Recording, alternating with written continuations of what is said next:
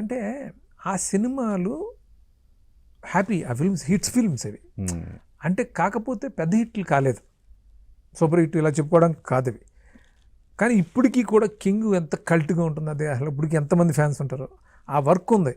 ఎక్కడో చిన్న ఏదో లోపం ఉండొచ్చు అన్ని ఏరియాలో. అంటే ఇప్పుడు సీడెడ్ అంత బాగా పే చేసింది, నైజాం బాగా పే చేసింది, ఓవర్సీస్ చేసింది, బెంగళూరు పే చేసింది. అక్కడ ఆంధ్ర ఏరియాలో కొంచెం తగ్గింది, అంతే జరిగింది. నమ్మ వెంకటేష్ అది హ్యాపీ, అందరికీ హ్యాపీ ప్రాజెక్ట్ అది. కానీ ఆ 3 సినిమాల్లో మీరు గమనిస్తే కామెడీ టింజ్ అనేది హైలైట్. అదే మామూలు కాదు అసలు. ఇప్పుడు ఇప్పటికీ కింగ్లో త్రిష అండ్ మన బ్రహ్మానందం గారిది ప్యారడీలకు కానీ దాన్నే వాడుతుంటారు.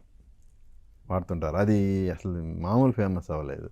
అలాగే నమో వెంకటేష్ కామెడీ అల్టిమేట్. అసలు అంత ఎఫర్ట్ పెట్టిన తర్వాత కూడా డిసప్పాయింట్ అయినప్పుడు జనరల్గా ఎంతో కొంత మనకి అరే ఏంది అని ఎక్కడ లోపం అనేది ఒక ఇన్నర్గా అనుకున్న రేంజ్కి రీచ్ అవ్వకపోవడానికి కారణాలను ఐడెంటిఫై చేసే దూకుడు చేశాను.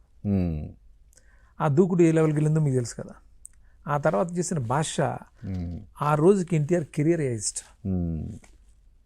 మీరు ఎక్కడ చూసుకున్నా ఎనీ ఏరియా, అది నైజాం అవ్వచ్చు, మన ఆంధ్ర. బట్ ఈవెన్ భాష మీద కూడా ఇంకా ఎక్కువ ఎక్స్పెక్టేషన్ పెట్టుకున్నారు కదా ఫ్యాన్స్, ఎన్టీఆర్ ఫ్యాన్స్ కానీ పెట్టుకుని ఉండొచ్చు. బట్ నేను అప్పుడు దూకుడు చేసి ఉండడం వల్ల కావచ్చు, కంపారిజన్ తప్ప ఎన్టీఆర్ కెరియర్స్ హైయెస్ట్ ఆ రోజుకి. మీరు ఎక్కడైనా చూసుకోండి ఎనీ ఏరియా, అది ఓవర్సీస్తో సహా.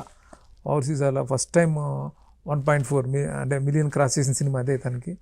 అట్లా ప్రతి ఏరియా కూడా, ప్రతి ఏరియా నైజాం అవ్వచ్చు, సీడెడ్ అవ్వచ్చు, అన్ని ఏరియాల్లో కూడా ఆ టైంకి అది హైయెస్ట్. భాష చాలా పెద్ద హిట్, కాకపోతే దూకుడుతో కంపేర్ చేసేంత కంటెంట్ అందులో లేకపోయి ఉండొచ్చు. బట్ బ్యాక్ టు బ్యాక్ సినిమాలు చేసినప్పుడు మళ్ళీ ప్రీవియస్ ఫిల్మ్ అంటే ఒకసారి